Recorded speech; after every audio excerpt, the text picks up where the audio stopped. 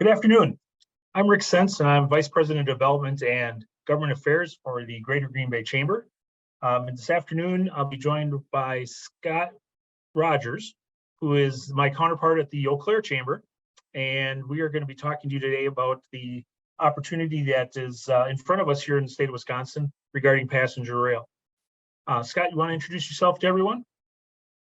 Certainly, Rick. I appreciate being with you today. As you mentioned, I am Vice President of Governmental Affairs at the Eau Claire Area Chamber of Commerce. Also in our region, we have a group called the West Central Wisconsin Rail Coalition that I chair. And then I'm Wisconsin's private sector designee on something called the Midwest Interstate Passenger Rail Commission, which covers 8 states in the Midwest. And just a little bit more background on myself. Prior to starting at the Greater Green Bay Chamber, I was District Chief of Staff for Congressman Mike Gallagher and Congressman Reed Ribble, both serving on the Transportation and Infrastructure Committees in the U.S. House of Representatives. So now that we've established all that stuff, let's go right into our presentation. I'm going to be sharing my screen this afternoon, and we'll be starting with this presentation that we hope you'll be able to follow along with us.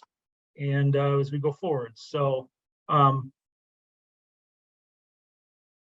the Wisconsin Business Coalition for Passenger Rail is a group that has been meeting for a few months now and has been working towards the development of a strategy to help accomplish the goal of seeing passenger rail service expanded here in the state of Wisconsin.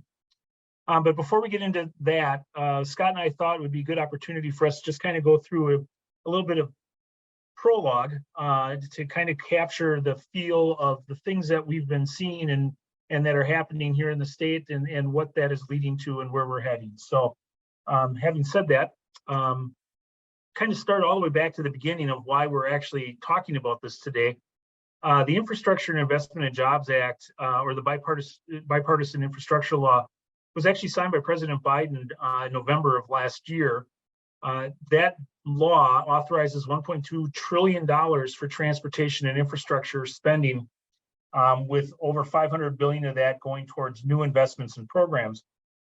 The act was actually originally $547 to $715 billion infrastructure package that included provisions related to federal and highway transit, highway safety, motor carrier research, hazardous materials and rail programs of the Department of Transportation.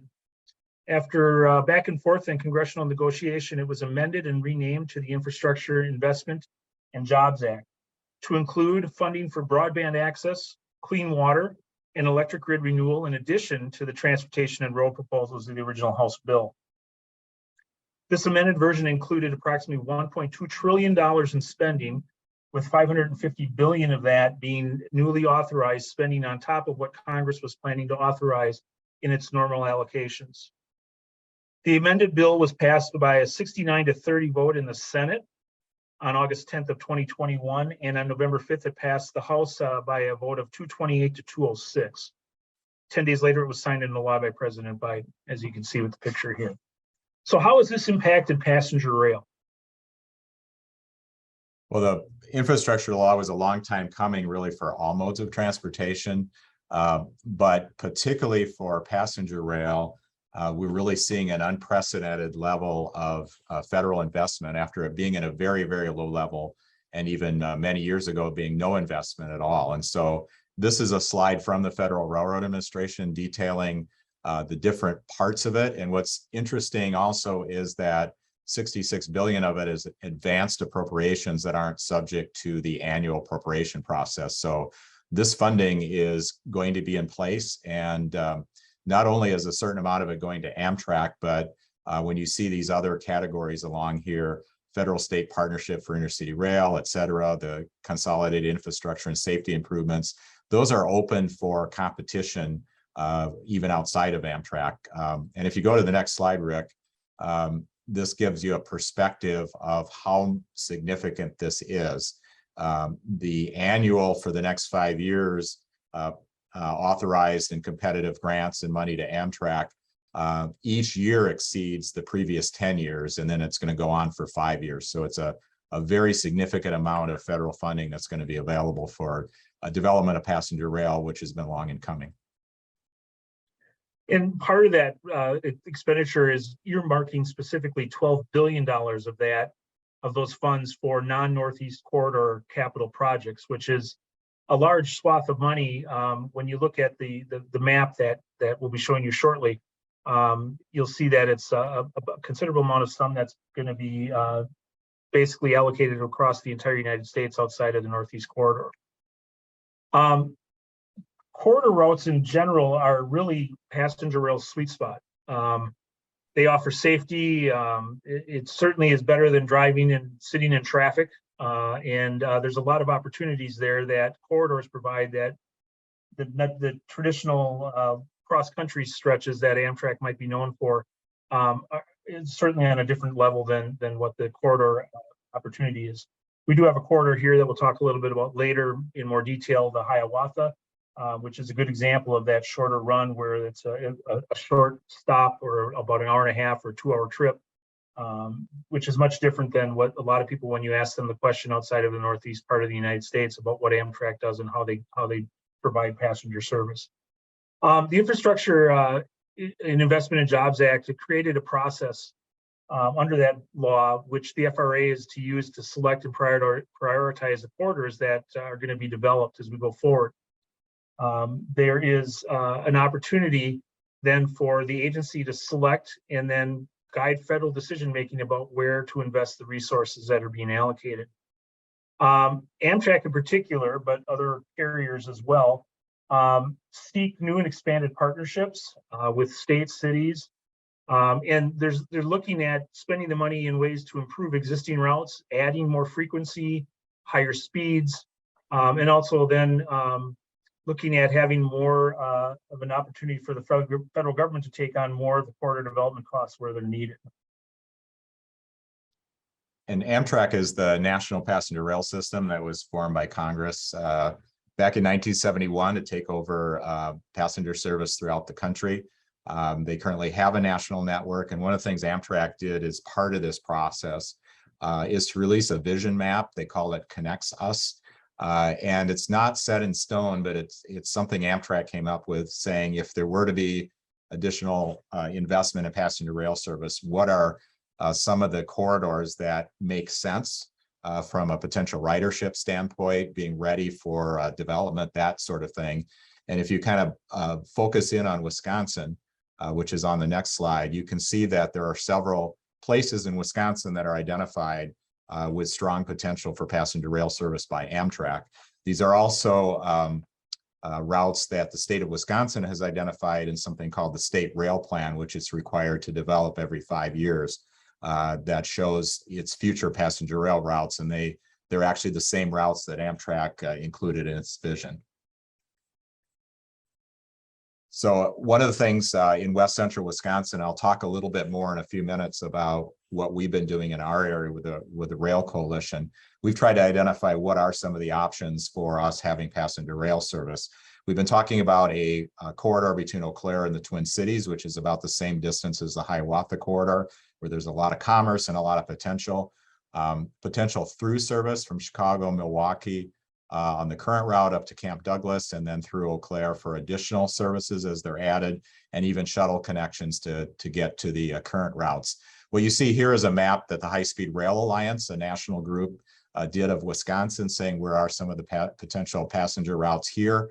And after the blue routes, which are in the state rail plan, would be built out and be successful, there's some others that are possibilities. For instance, Chicago to Madison direct service that would be through Janesville. And not shown on this map would be for instance, a Green Bay and Fox Cities route to the Twin Cities that would go through Stevens Point and Marshfield. Well, we currently have Amtrak service already here in the state of Wisconsin, for those of you that have ridden in it, from the Hiawatha service from Chicago up to Milwaukee. You do know that that 86-mile route exists. And that's actually one of the more highly successful corridors that is in existence here in the States right now. This is actually one of the corridors that Amtrak will point to and say this is an example of what it believes can happen across the country and across the state of Wisconsin with the additional development of additional corridors. If you look at some of the numbers, you'll see that Hiawatha service has over 800,000 users currently. And it's an interesting progression if you look at the statistics of that route. It currently has funding that's provided in addition from federal government funding, but provided initially, but now is continued by the state of Wisconsin at a 75% rate to Illinois' 25% rate for maintenance of the line. It currently has 7 trips daily, with stops in Milwaukee at the intermodal, at the airport, Sturtevant, Glenview, and Chicago. And I do understand that the ridership is starting to come back on those. My wife and I took a trip on the Hiawatha in September, and as we were looking at the options, the travel options, on one of the days we traveled, I think 3 of the 4 trains were sold out. So people are coming back and are using it, and it's highly successful because there's 7 a day. It's very convenient, and it's easier and better than driving, and you don't have to pay $40 to park when you're in Chicago. So what's been going on in West Central Wisconsin actually for quite some time, there has been an effort particularly in the corridor between Eau Claire, Menominee, Hudson, and the Twin Cities to have passenger rail service because of our orientation towards the Twin Cities. And so more than 20 years ago, a number of the business and community leaders in our region formed the West Central Wisconsin Rail Coalition, which has been working to ensure that our region is considered as planning goes forward for passenger rail service. And in addition to advocating from the business, education, and other parts of the community, we have recently in this region formed a commission called the Chippewa St. Croix Rail Commission, which would be on the next slide. And we had resolutions passed by the 3 counties you see here, St. Croix, Dunn, and Eau Claire, and 6 of the municipalities in those 3 counties coming together under state statutes to form a transportation commission to be able to plan for the future, to do things like being eligible for federal funding. And as Rick described the process from the Federal Railroad Administration, the funding be available, certainly Amtrak is going to be a player and will be operating a lot of the services that are developed. But there is also a possibility of having other carriers develop services. You're going to see some names here on the screen: Herzog, Keolis, Transdev, RATP Dev, who you may or may not have ever heard of, but these are companies that each operate as many trains and carry as many passengers every year that Amtrak does, but they do it under contract. So an example on the next slide: Herzog is a major construction and operating firm. This is a map, and I don't expect you to read in the box, but a map of places they operate passenger rail services. Some of them are streetcars. Some of them are, for instance, the New Mexico Rail Runner between Albuquerque and Santa Fe, and they contract with agencies and compete for those contracts to be able to provide good operations and efficient and safe service. And if you look at the next page, there's a list of some of the other services that various ones of them operate. So for instance, if you ever ridden the Milwaukee streetcar, that's actually operated by Transdev, which is one of those companies. And they have said they're interested in working with states and localities in helping to build out this passenger rail service and are interested in competing for the operating contracts for those. So what we've been doing in West Central Wisconsin, I think it applies to the rest of the state, which you'll see on the next slide, is looking at the benefits of this. There's a picture of Normal, Illinois here because that's one community in central Illinois where Illinois State University is located. It's a mid-sized city with a significant state university, which is like a lot of our cities in Wisconsin, like Oshkosh or Eau Claire and others, where they're on the Chicago to St. Louis corridor. They built a new station. They've had downtown development of over $200 million there and over 200,000 passengers riding the trains in and out of there every year. And then Brightline is a private operation in Florida that already own the tracks, but they've been using the real estate development around the stations to help finance the service and help create the economic activity that makes it possible. And we think those kinds of concepts can be applied in our communities here when we get frequent enough service. And just one of the things we've been looking at too is just what role can commissions and local authorities play in developing and operating a passenger rail service? So we've been trying to learn from successful operations in other states, and that's what you see some of the logos of here. So how do we bring this to Wisconsin? And that's what we also want to talk about. Yeah, we've looked at those other areas of the country, and one of the things that we've noticed is there's been a voice from outside of government that's been very active in a lot of those places. And we've looked at the business community as one of that driving force in many of those communities of bringing this to fruition. So working with Scott initially, and we've expanded that to working with Jason Fields, who is CEO of MadRep, and with Andrew Davis, the director at MMAC. We've been working in tandem together on coming up with a group, and which you saw the name for it earlier, that is working to find ways to bring this before businesses and give them the opportunity to actively weigh in and support the process. We've had much success so far to date in reaching out to businesses. I know Scott and I have done numerous presentations to area businesses, both in his area of the state and here in the greater Green Bay area.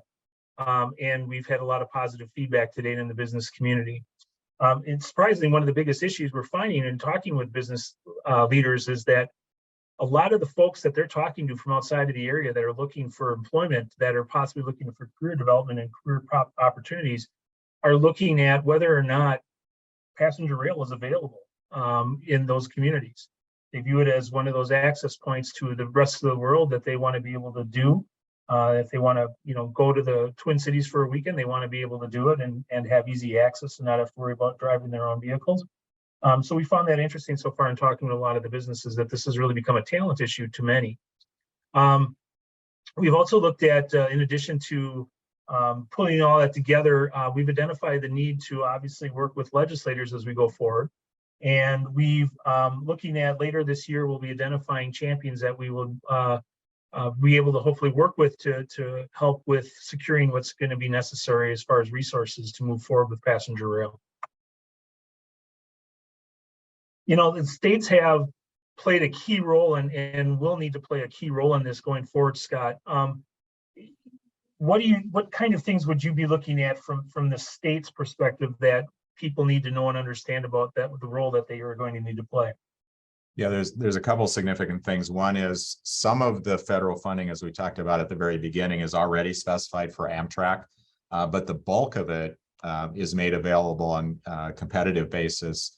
And really in the driver's seat are the states and different kinds of regional authorities that also might be in a position to be the sponsors of passenger rail service. And so that's why they developed the Corridor Identification and Development Program. They're in the process of rolling that out. And, as you mentioned, the bill was only passed at the end of last year. And so you don't turn on a dime with that stuff, but they also were given some deadlines to get the program going. And so they've gotten it started. And this Corridor Identification Program is something that states and communities need to be involved in. And so they sort of get on the list and start interacting with FRA, because FRA is going to make the funding decisions.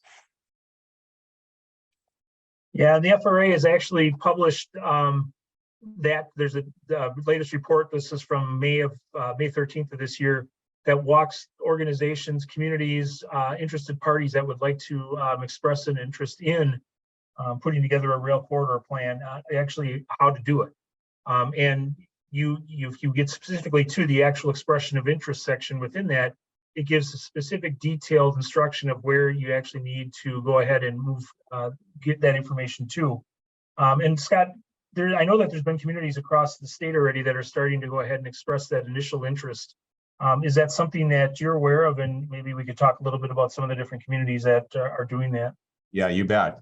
So the FRA is as they're creating the rules, they're also asking states and communities to get involved and to start the process. And so, as you mentioned, the expression of interest is the first stage. It's kind of like taking a number or getting your name on the list so that they know what's going to be coming later.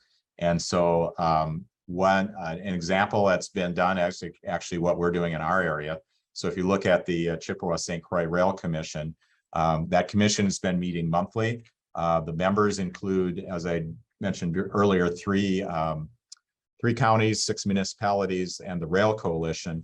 And then we've invited and they've accepted the railroad on which it would operate, Union Pacific, the Wisconsin, Minnesota Departments of Transportation, the 2 counties in Minnesota that would be on the route, our Regional Planning Commission, MPO, and then our institutions of higher learning, because that's a significant area, a significant portion of the ridership for such a service, and a part of the importance of having it. So the commission has started moving forward and has now submitted expressions of interest for 2 things. We're showing an example here.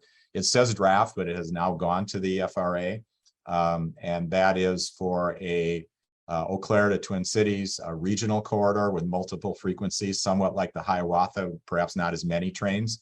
And then separately, also an expression of interest for through service from Chicago to Milwaukee through Eau Claire to the Twin Cities, as is specified in Amtrak's Connect Us plan, so that we get on the list there. And among the things you cite is the various studies and state rail plans that already include the service. But there's others that have already submitted in Wisconsin. The city of Madison, city of Watertown, and city of Pewaukee have also gone ahead and put in expressions of interest for an extension to Madison of some of the Hiawatha trains. And then there are others that are going in from throughout the country. And so this is sort of a first step, but it helps get the planning process started for these communities. So if you look back into recent history in Wisconsin, there's been discussions about rail and expansion of rail service in the past. We just like to spend a few seconds talking a little bit about that today, that the strategy in the past is it's been kind of driven by interest groups or by government.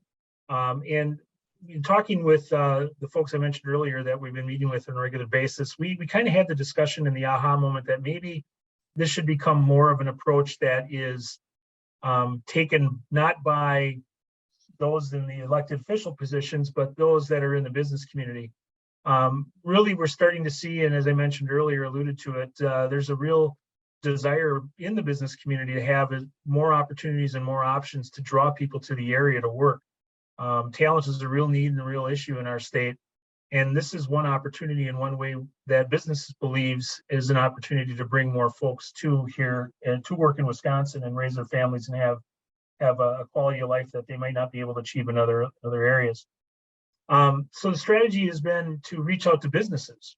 And in doing that, we've built a plan around the idea of reaching out to 1,000 different businesses as we go forward to get them to commit to the idea of getting behind this effort. We'll be working with the 4 folks I mentioned, Jason Fields and Andrew Davis, myself, and Scott. But we were working with others, many of you hopefully that are watching this video, to help us achieve that. So we're looking at working with and talking to as many businesses as we can about the opportunity that is in front of us here in the state of Wisconsin. And that's the idea of expanding passenger rail service. It's something that the business community many in the business community are behind. It's something that many in the business community believe is a necessity in order for us to stay competitive and to be a leading destination point to want to live, work, and recreate. So next steps, what we're working on right now is we've developed a statement that we are asking businesses as we present to them about the information that is available to share. As we do that, we're asking them to take a look at the statement, and if they are supportive of the effort and behind the idea of expansion of passenger rail here in the state, to go ahead and let us know that they're supportive of that, so we can have them join the coalition. I'm just going to take a few seconds to read through it. The statement says, we support the expansion of passenger rail service in high potential Wisconsin corridors as a needed and worthwhile investment for the economic future of our state. Frequent service to more cities will help attract and retain business and the talent critical to its success, provide a convenient, economical, and environmentally friendly alternative to driving, accelerate economic growth opportunities, improve quality of life, increase tourism, and add resiliency to our transportation system. We appreciate the efforts so far of the businesses we've reached out to and their interest in this, and we're looking forward to continuing that discussion as we move forward. Again, after watching this, if you're interested, feel free to reach out to myself or Scott. We would love to hear from you, and hopefully have you sign on to the coalition as we move forward.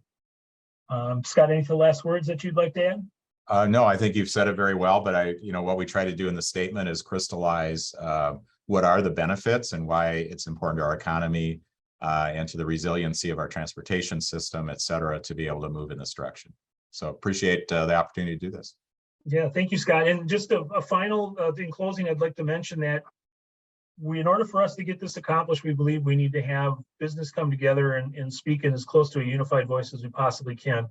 To let our elected officials know that this is something that, depending on, doesn't matter if it's a Republican, Democrat, Republican, Libertarian, Independent, business owner and their political affiliation, it's really all about what's best for the state's economy and what we can do to drive talent to our state.